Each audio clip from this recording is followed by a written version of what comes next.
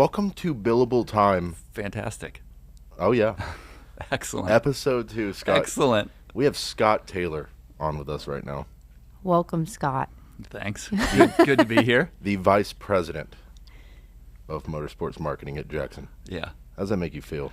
Yeah, I don't know. You know how my kids think about that? Carl knows my kids fairly well. He roomed with both of them, two of my boys in college. Does that scare you? That it should scare Carl probably more than it should scare me. We go way back. Yeah. Yeah, we got some stories. I know some stories about Carl. Yeah. Yeah, I've heard you helped him get through accounting. Helped is a soft word. Oh, Carried him through. We're just jumping right into that. We're jumping straight into that. I'd actually... We were talking about statute of limitations. Yeah, I think we're outside. I think we're out. I think it's 7 years. We're good. I think we're on 8. That's great. Scott actually took every test. Carl sat at my dining room table, and I would try to explain stuff to him, and he would say, "I don't care. What's the answer?" I still do that. I don't think I need to know this. Just tell me the answer. Yep. I'm like, accounting, man. Balancing a checkbook? No. I'd try to explain, and he'd like, hang on. And he's like, Chegg, is that it? Chegg? Chegg. Yeah, he's looking at the answer. Yes. Oh, Yeah. Yeah. Wow, now I we forgot have about AI that. and Chat GPT and Yeah. Could you imagine I know being in school with being that? in school now is incredible. Yeah. Missed wild. opportunity. You were just that much too early. I know. I just needed a Scott in my That life. much too early. Scott was my Chat GTP. There you go. What? That's great. What grade did you get? Oh, I got an A in that class. I hope so. I'm sure it was an A, but Yeah. it was Yeah. okay. Yeah, Scott's Oh, good. yeah. Scott's good at the accounting stuff. Yeah.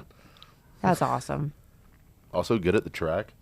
Just Oh, a yeah. man of many hats. There you go. Even though I've actually never seen him wear a hat. There you go. Oh, no hats. Yeah. But the shoe game. The shoe game. Shoe is game a little bit of is a thing. real. It's a thing. Yeah, talk about that. Favorite? Okay, you're looking in your closet. Okay.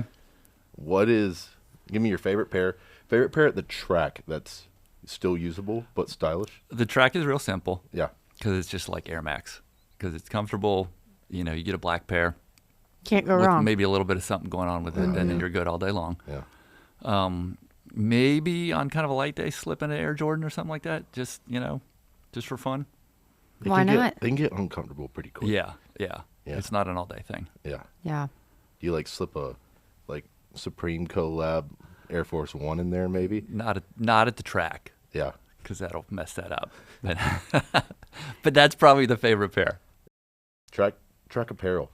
It's great. Track apparel. Yep. Yeah. Got to be comfy. Long days. Long days. When was your first race? So, I've only been doing this motorsport thing for like 10 years.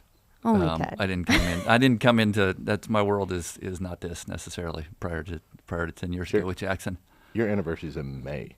My wedding anniversary? No. Sorry. Work anniversary. My wedding anniversary is in May. My work anniversary is not. It's October. Shout out Blue Shell Moss. Yeah, there you go. First race I went to was IMSA race in Laguna Seca. Oh my gosh, that was Probably. my first one too. Yeah. That's great. Great place to Twinsies. go. Yeah. Yeah, you've never been though. I've never been to a race. That's a running joke we have. Oh yeah. Yeah. Yeah. I mean, I have, but Yeah. We'll probably get into races that you've been to, that you and I've been to together at Yeah. some point. I would Oh, think yeah, we yeah. talk about that. yeah. Yeah, that's awesome. So yeah. okay, before you said that wasn't your background coming in to Jackson. So I mean, then- I'm a accounting. The reason I'm good at accounting is that what my degree was in. I was CPA, did all kinds of accounting stuff, finance stuff for 25 years or whatever before coming here. Wow. Was CFO at some places, a lot of real estate. Came here in a financial kind of role and started getting into the motorsports operation side of things.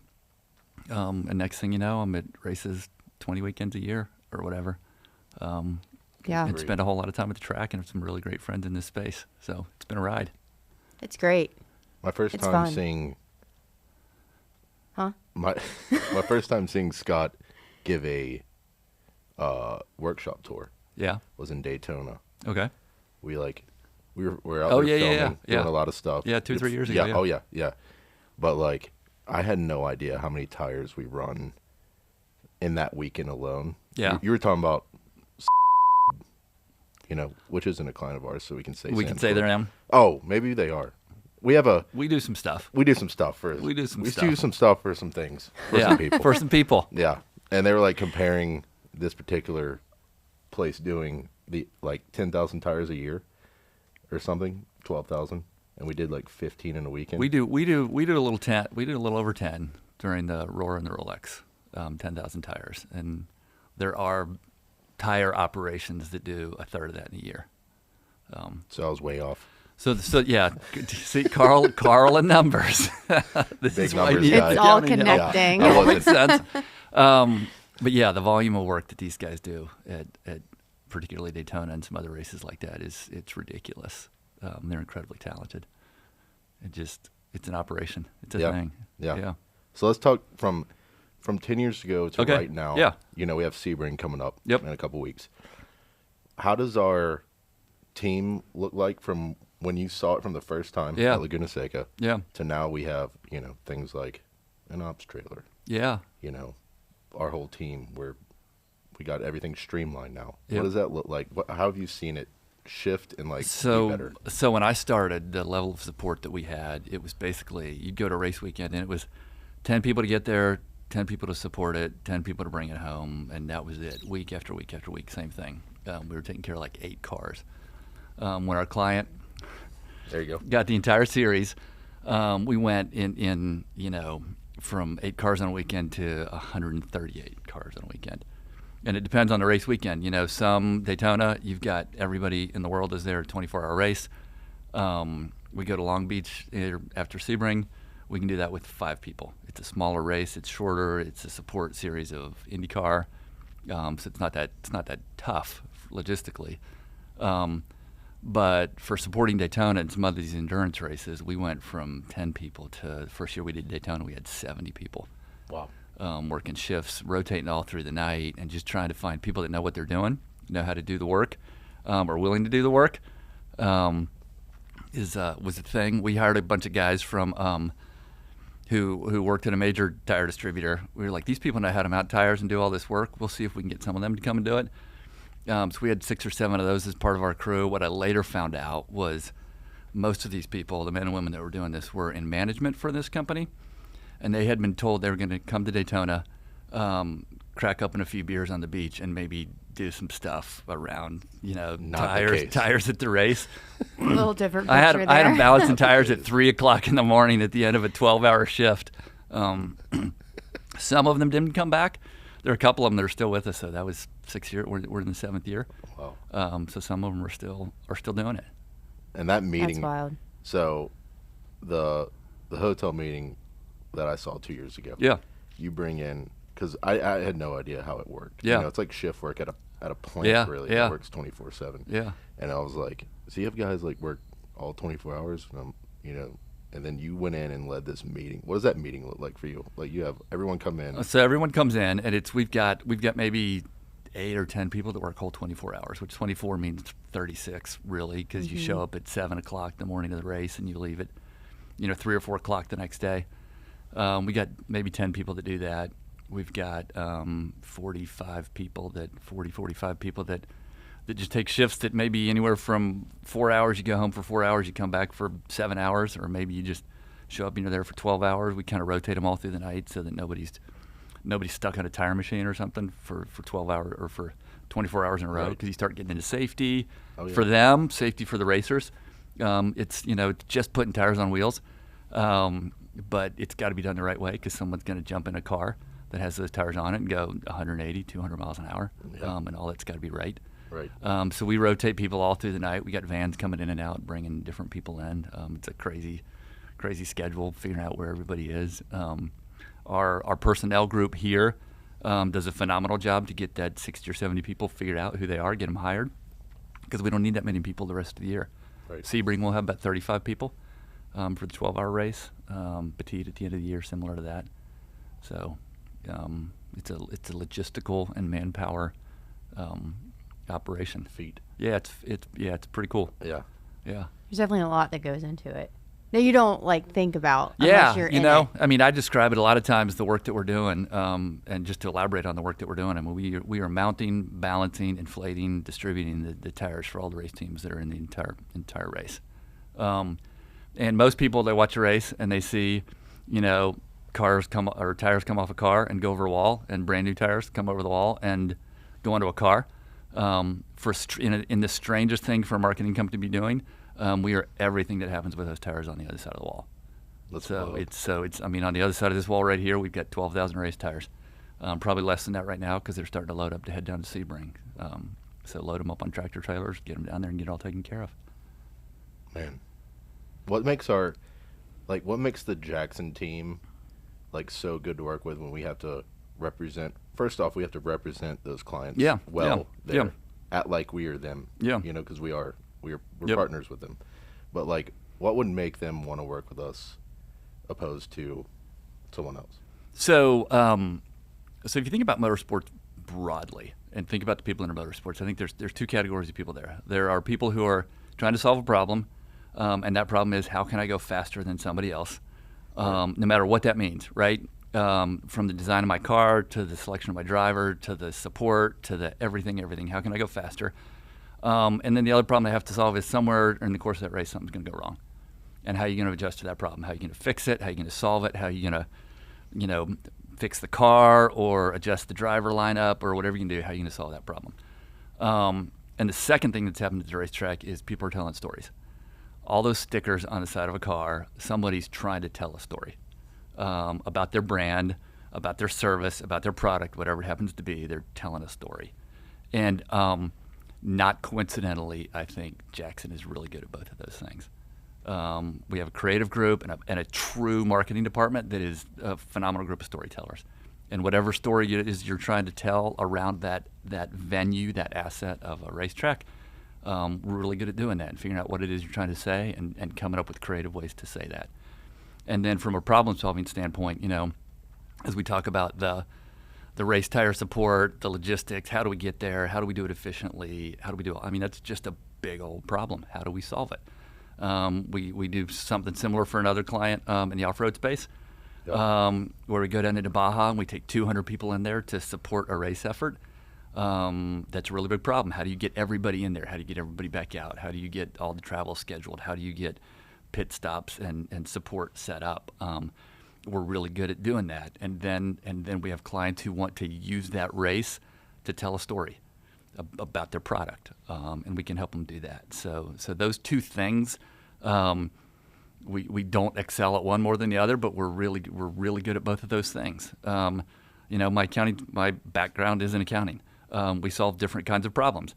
Very white collar, very office, all that kind of stuff. Yep. I have the chance to work with some incredibly talented people who are smart with their hands and who know how to solve physical problems and logistical problems.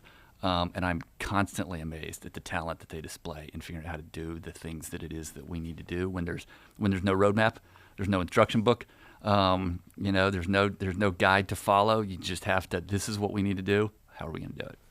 So I think our people are good at that. Yeah. Just whatever needs to happen. Yeah. It's done, but it's not just, we got by.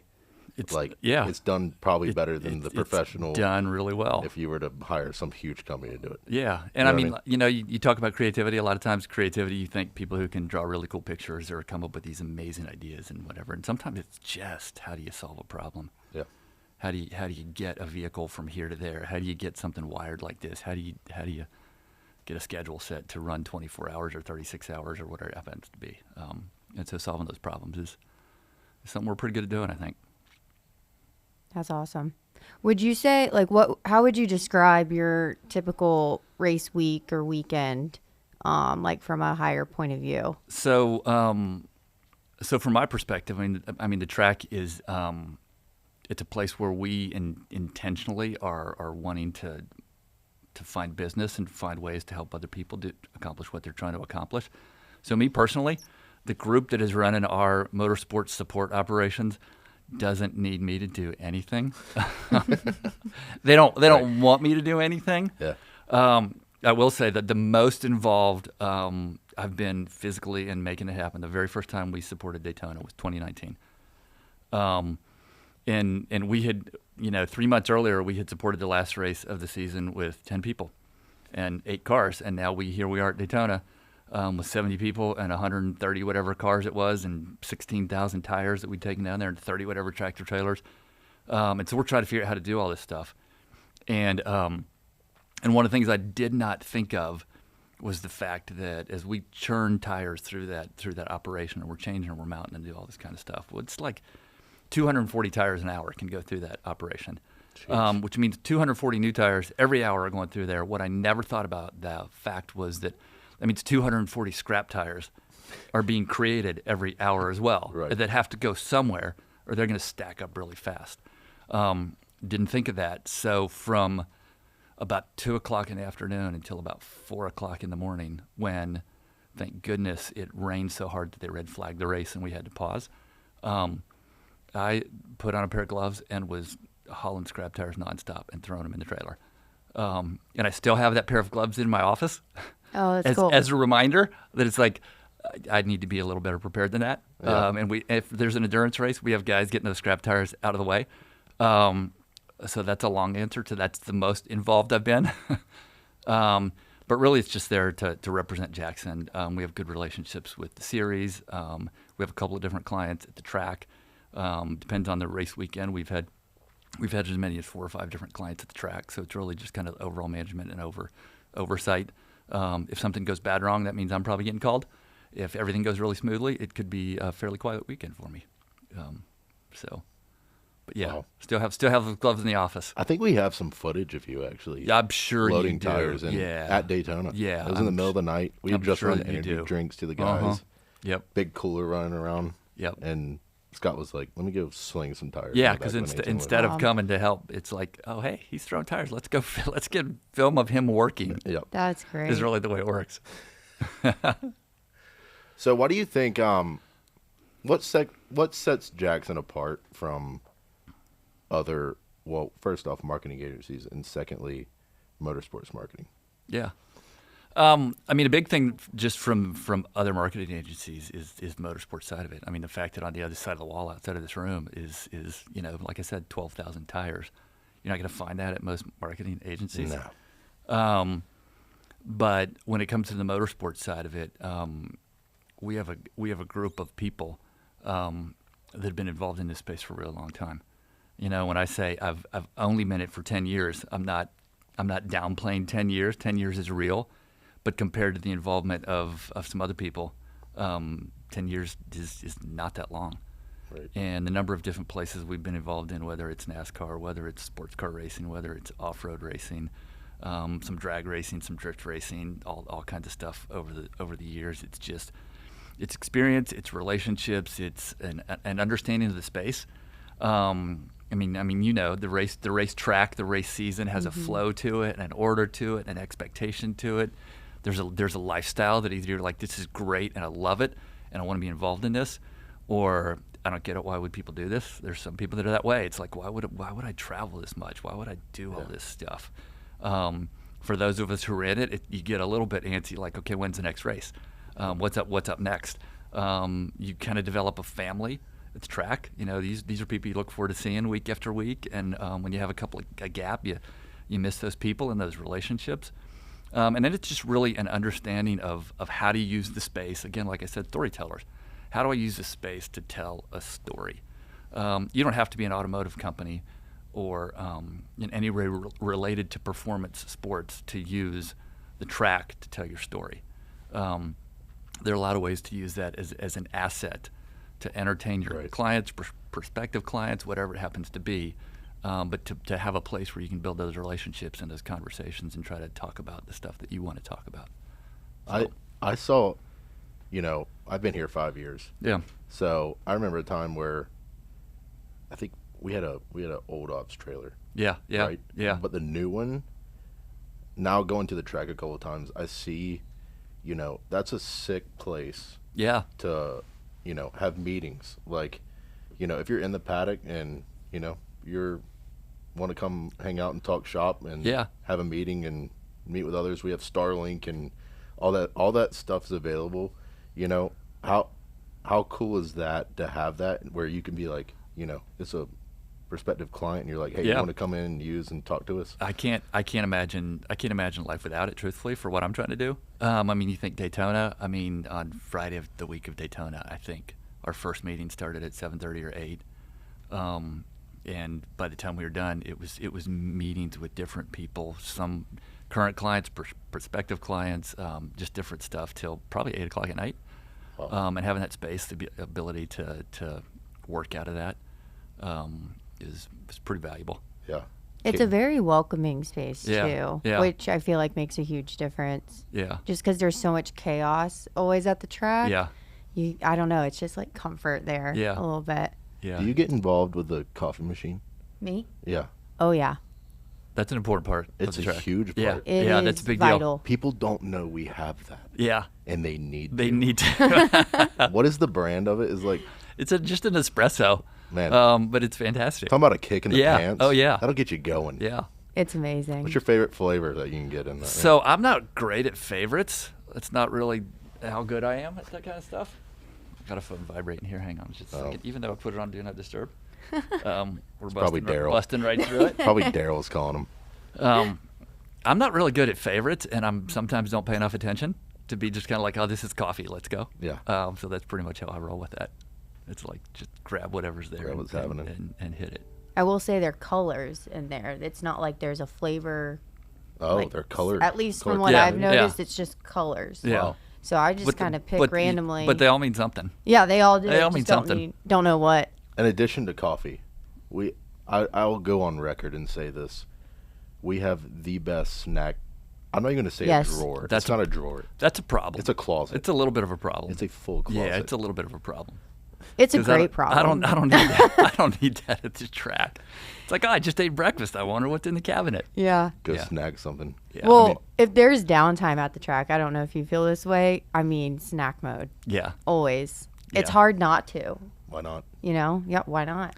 Kind of depends on the day, like what the race is. You know, when you're there for Daytona or Sebring or whatever, these endurance races, you're just there. You know, you're going to be there for 14 hours that day or 40 hours, you know, before you go or whatever, and that kind of changes your mindset. A more regular race where it's like you might get there at 6:30 in the morning, but you're going to leave by 6:30 at night. Right. It's a That little helps your it's a mindset yeah, it's a a little little like, bit. oh, I'm going to go Uh-huh. eat dinner somewhere tonight and not just be at the track. Right. Right. There was a race at Sebring where I think I ate at the track every, like 3 meals a day for 5 days in a row or something like that. Oh, man. And it was like, ready for different food. Yep. Yeah. Yeah. We talk about this. Have you had the gator bites at Sebring? Not at the track. I have not. I think it's the Gator Shack. The Gator Shack. I've not been to the Gator Shack. It's like one of what? 5 restaurants that are It's- there? Yeah, there's not a lot of choices Oh, in it's like Sebring. 25 minutes away. There's And not it's a- like, this there's is our not- option. There's that and then the hotel restaurant, which is diabolical. There's a great Thai place in Sebring. Oh. I'd say great. I mean, I think it's called Thai Restaurant. I think that's Original. the name. Yeah. Honestly, yeah. That's what it should. Yeah. It should have that name. And I got Daryl to go there.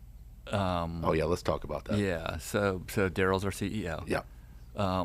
Doesn't frequently like to get real diverse in his dining, but he was on a phone call, and we were driving to dinner, and I just kept driving, and I pulled into the parking lot right about the time he finished his phone call, and he just looked up and saw a Thai restaurant and was like, "No, You're locked in. we're not doing this. I'm like, we're here. Everything else is closing. It's too late. We got to go." We are locked in. We are locked Thai. in, and it's. I mean, it's the decor probably leaves something to be desired, but the food is pretty good. Yeah. I was up when they were putting how long is that tent that goes up? 400 yards? Oh man. So a couple of years at Sebring, we supported both and for Super Sebring. And so this was actually pretty cool. The first year we did it, I mean, we spent a lot of time trying to figure out how we're going to do this because normally we operate Daytona. We have garages, but most races we're operating out of tractor trailers. We throw an awning up and we're working out the side of a tractor trailer. Sebring just didn't have. I think we had 16,000 tires that we were taking down there for the 2 series, because WEC was doing a 1,000-mile race, and then Sebring's 12 hours, and it was Friday and Saturday. It was Friday all day Friday for the WEC race, and then 12 hours Saturday for the IMSA race, and And so we figured out the best way to do it was let's build a temporary warehouse.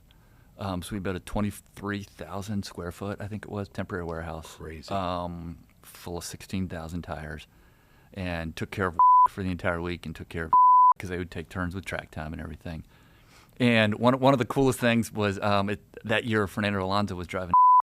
Oh. Cool. And there's a video, probably you go back 5 years on his Instagram, the video is probably still up there, but he walked in too, and with his phone, he did this video of this tire warehouse, and it's like, holy cow, this place is incredible. So we're posted on Fernando Alonso's Instagram back in the day somewhere. That's insane. But yeah, that was a time. I think we have some footage of that too. I'm sure we do. Because I'm called sure we me. do. I was with Monique. Yeah. In Orlando. Yeah. At a client Oh yeah, event. and you came straight there, right? Scott gives me a ring midday. He's like, "Hey, so what about not flying home? What if you came to You Sebring? you drove 4 hours south. Yeah.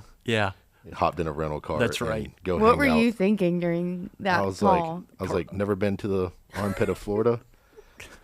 I'm going. He's usually thinking, cool. That Yeah. sounds like You fun. know, That sounds like I'm fun. always up for a challenge, but that was 5 days. The tent didn't come in so we work with a lot of vendors on Yeah. stuff.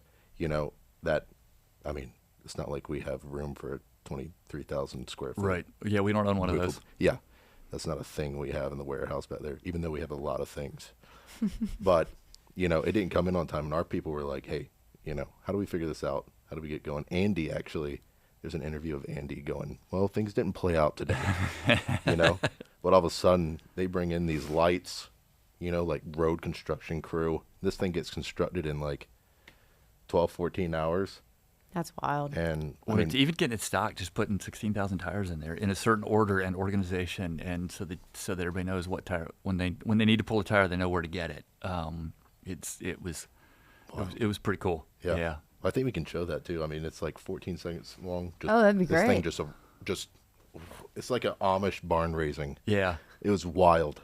Yeah. Like ants. That first year though, that whole race. They had a lot of compounds, a lot of tire choices and everything. And then at the end of the race, they had to get out of there.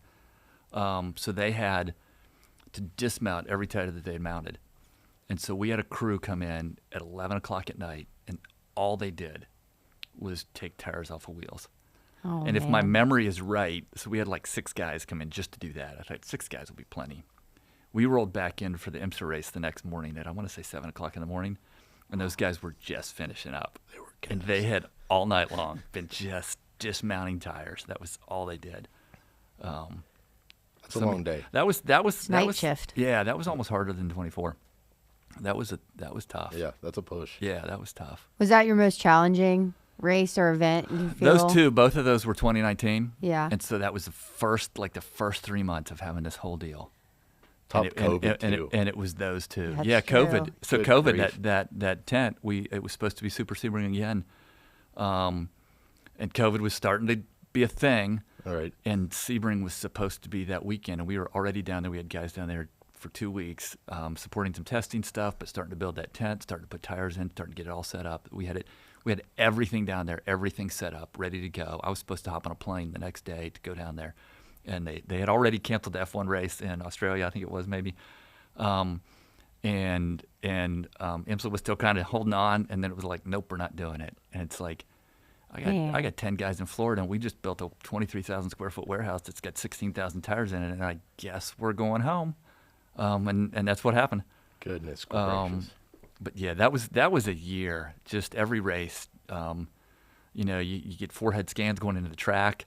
If anybody's got a fever, Oh, they're yeah. not on the crew, and everybody that was in their car was on a crew. So we were monitoring all that stuff, because my nightmare is we've got a race where I need 50 people to do the race, and suddenly 15 of them get sick, and it's like, what are we gonna do? Yeah, Yeah. what are we gonna do? But we're good at solving problems. We're good at solving problems. That's why people like to hire us. We would have figured something We would have out. figured Yeah. it out. I didn't want to have to figure it out, but we would have come up with something. So family aspect, right? Yeah. So you're at the track a lot. Yep. But you also have an office here. Yeah. How do you balance that with leaving and having 3 kids and I'm fortunate. I'm at a place in life I couldn't travel like this probably, or wouldn't choose to travel like this if my kids were younger. All 3 kids are adults out of the house now. Yep. My wife and I take advantage of the frequent flyer miles and hotel points that you get to do some trips. She's pretty understanding. As long as we try to find some balance there and make sure we find some time for ourselves, that worked out okay. But yeah, it'd be a tough schedule if the kids were younger, high school age or younger than that, where there's a lot of stuff you need to be at. Oh yeah. So Brady and Creed. They've both worked a couple of races before, done some events. Oh, that's cool. Yeah. Are they interested in the sport? They're somewhat. Brady's an F1 guy, pays attention to a lot of that stuff. They casually pay attention to some of this stuff. Mostly they make fun of me for whatever they can have the opportunity to make fun of me for. But yeah, it'd be a tough schedule. And it's not as tough as some. Certainly, there are people that travel a whole lot more than I do. Right. But I'm at the right stage of life for that to work. Yeah. I've always had jobs that 9 to 5 is not really a thing. Kids were little, I would work till 6, come home, have dinner, play with them, put them to bed, and go back to the office. I had some crazy jobs that just required that, some stupid hours. I think Brady and I were actually roommates in college, and he was like, I'm heading to VIR. Yeah, that's right. I was like, that's right. I was like, is that a government agency? Yeah, what's going on? I've never heard of a kind of sounds like it. Yeah, I'm VIR is taking me in, and I'm like, that sounds awful. How long are you going to be? Tell me how jail is. Yeah, how is that? Why are you going? Yeah, I'm like, are you okay? Like, what's happening? He's like, no, I'm going to work a race, do some fan zone stuff. Yeah. I mean, I remember it. I was sitting and he gave me a phone call. I was sitting in my office trying to figure out how we're going to staff this event. It's like, we need another couple of people to do some stuff. And I get a call from my son who's in his sophomore year of college, whatever it was. And he's like, Dad, you have any idea how I could make some extra money? I could use some extra. I was like, what are you doing this weekend? It was literally, I think it was Thursday. Yeah. And he's like, I don't know. And I was like, you want to come to VIR and do some stuff? And he packed it up and we drove to VIR, I think that night. And he probably worked 40 hours over the course of 3 days, I think, and ended up with some cash in his pocket for whatever he needed at college. Yeah. That's great. Yeah, it's cool to see Jackson on the fan zone side of things too, because you don't think about that, but we're like all over the track. Like I'm thinking Daytona specifically. Right. I mean, we had that huge or bleep client set up. Those people that do the thing. Yeah. So kind of going off that, and we've obviously experienced a lot of growth here in the motorsport space since you started at Jackson. So what is the goal for more growth, or like where do you envision that growth happening even more? Yeah.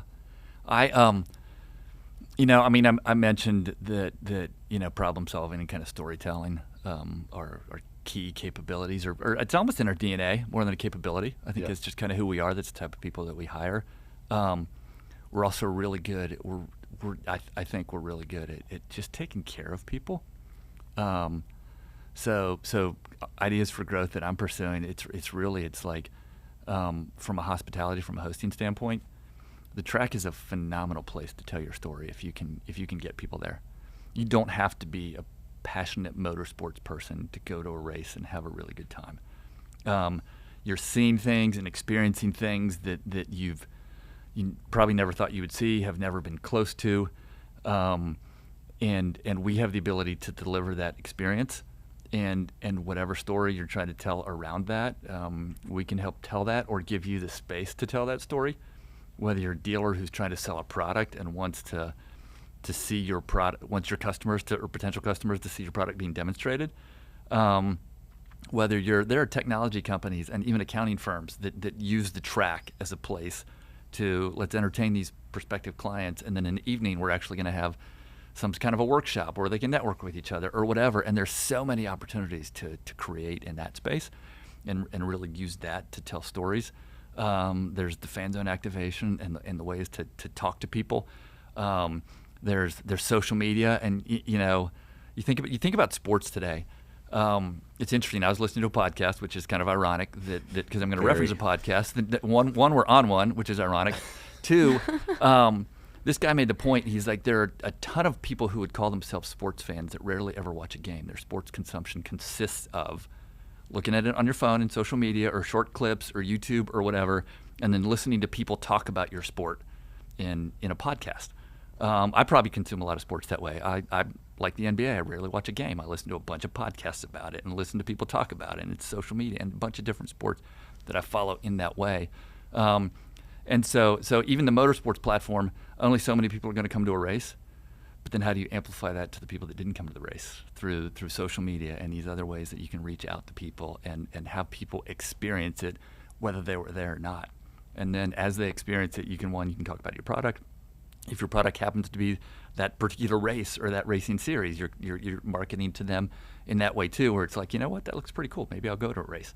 Or look at what this group is doing with this product.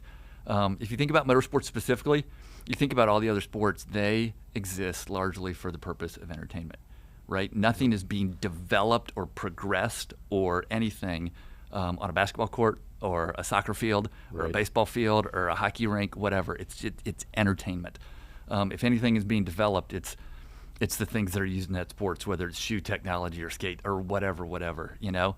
But if you think about motorsports, it was born out of development, right? It's like the first race probably happened about 10 minutes after the second manufacturer completed their first car. Yep. And they were like, mine's faster than yours. And so then you develop to try to be faster, you develop to prove that your technology exists. So you think about all the things that are happening in motorsports. From a technology standpoint, it's insane. IMSA had a technology summit for the second year at Daytona, and you've got people like Bosch and Amazon and Microsoft who are on the panel. There was a guy from NASA on the panel because of the technology that's being put into this sport. And you think about Formula One and sports car racing both and their hybrid technology and the evolution of that, and they're on the front edge of that. They're not just competing and entertaining. They're actually developing products that we're going to experience. They're going to make their way into the cars that we're driving. We talk a lot about sustainability, and you think sustainability, maybe that doesn't really make sense because you are on purpose going and driving cars for 24 hours, and they're burning fuel, and they're burning tires, and they're doing all these things. But what they're also doing while they're doing that is working on developing technologies that are going to help the sustainability conversation, whether it's tires that will last longer or biofuels that manufacturers are working on with fuel companies. And so all of this innovation and technology exists in motorsports, and the number of people and companies that can use that venue to demonstrate what they're trying to accomplish is limitless.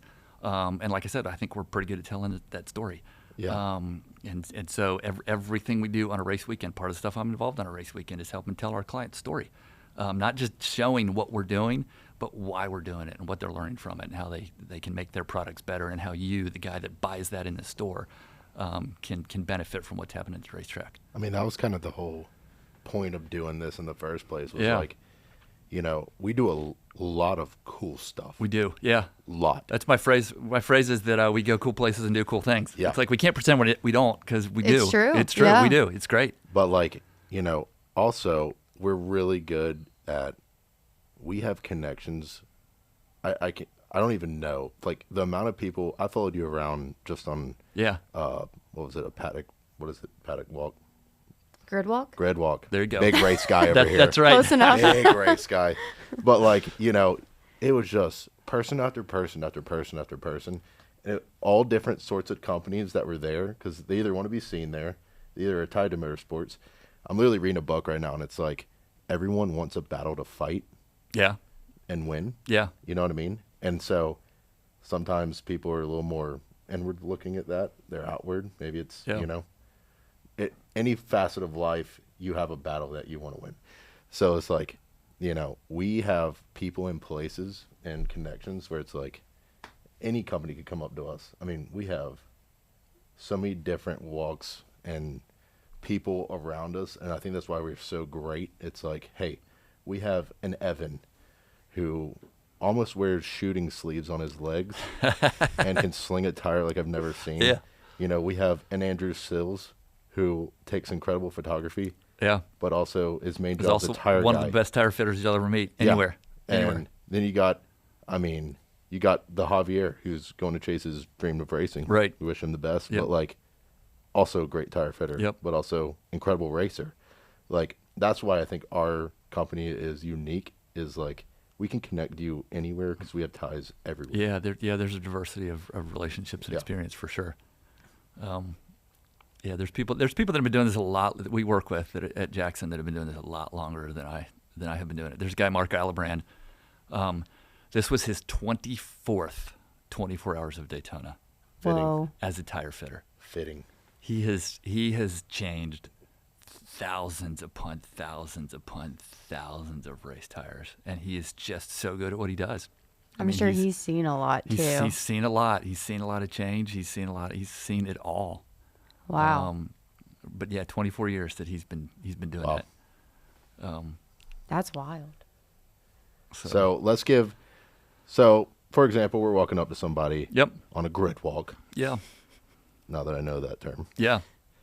And you have 60 seconds to tell them what we do, why we do it, and why they want to work with us. What are you saying?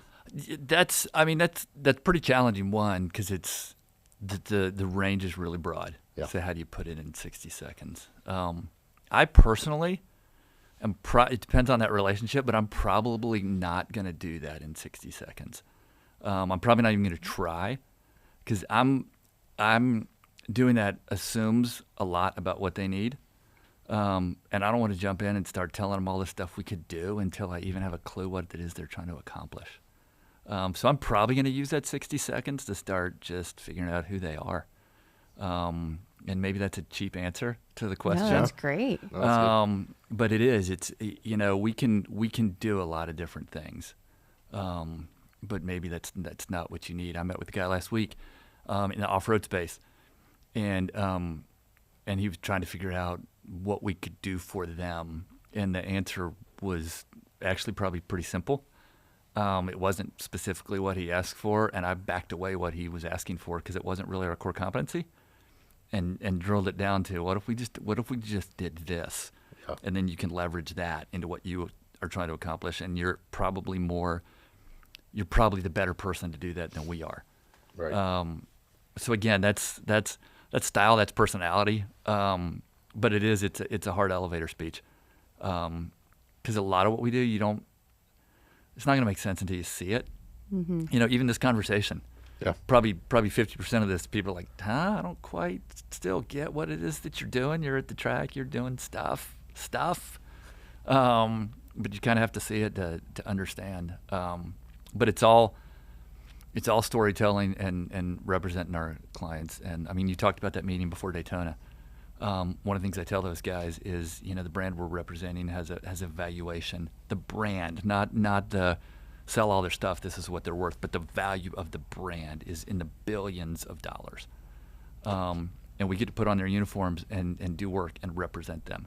I mean, it is a marketing effort. I say this car that is worth multi-billion dollars, they're giving us the keys and letting us drive it and represent them. So above everything else that we do, that's our mission, is to constantly represent them well.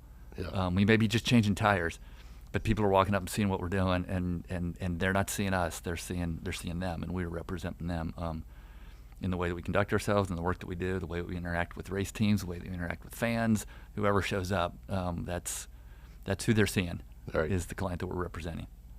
And that's good. Like, I don't think we should throw all our cards in one basket, like, really quick. Yeah. It's like, hey, come get to know us. Yeah. Because that's why we're so great. Yeah. It's like, hey, we want a relationship with you. That's why our clients stick with us so long. Because it's like, it's not transactional. Right. It's just like, hey, how can we help you do this? Right. Solve this problem in the best way with the best people, because we have the best people. And that's, transactions are what they are, and this may not be great business. I'm so much more invested in a relationship with somebody than I am in just exchanging goods, right, or whatever. It's like if we're in a relationship and you're invested in us and I'm invested in you, the things that we can accomplish together are crazy, unlimited. Right. But if it's just this transactional thing, you're not having fun, we're not having fun, you're pushing on us, we're pushing on you. Doesn't work. It gets in the way of creativity and free thought, and all that stuff, because everything's monetized and everything is, how much is this worth to you? How much is this worth to me? And it's just, it diminishes what you can deliver, and it's not nearly as fun. Yeah. But when you're in it together and you're trying to accomplish stuff and you trust each other, it's crazy what you can come up with. You give one heck of a tour as well of our HQ. Yeah. I've seen a few. You come by my desk and it's like Scott nails it every single time. I don't completely make up the stuff that I don't think we give too much away. I don't think we give too much away here. Like, we could cut right now. Yeah. And it's like, hey, you want to learn more? Come take a tour with There Scott. you go. Yeah. Come on by. JacksonMG.com. Come on by. Come hang out. Call us. This is probably really fluffy, and maybe it doesn't belong on a podcast. I don't know, but there's something cool about the space we have that's unique. I mean, I've been working for 35 years, which A, makes me old, but B, means I've been a lot of places. I mean, this is probably my 10th or 11th professional job, from fairly small family-owned businesses to multi-billion-dollar publicly traded companies, to one of the largest accounting firms in the world, and all that. And this, the physical space is unique and pretty cool, and it works really well for what we're trying to accomplish. And then just the assembly of people that we have here, and the environment and the culture is unique. And a little bit, people show up here and see it, and it kind of sells itself. You can feel it, and see it, and kind of get it when you're here. Yeah. So. Awesome. Well, Scott, thank you for joining us. Did we fill up all our time? Have I talked way too long? Over. What are we over? How long have we been going here? Probably close to an hour. 15 minutes over. I talk a lot. Hey. What can you It's say? great conversation. I mean, this is stuff people want to know. Yeah. You know, this is literally why we're doing this. Is people know us, know what we do. Get a little inside look. Perfect. Yeah, hear from our people, and Perfect. because we've got great people. Yeah, thanks for coming on, man. Absolutely. This is fun. I mean, we could take these off and keep chatting, whatever. I'm good. Awesome. Well, so we've been working on the slogan, right? Okay. So this this hardly is our wait. new outro. You all ready for this? We're I gonna do can't this very wait. Professional. I can't wait. Ready? Hold on. Let me set the scene for everybody. This has been Billable Time with Carl Bradshaw, Kaylie Green, and guest star Scott Taylor. Now back to work.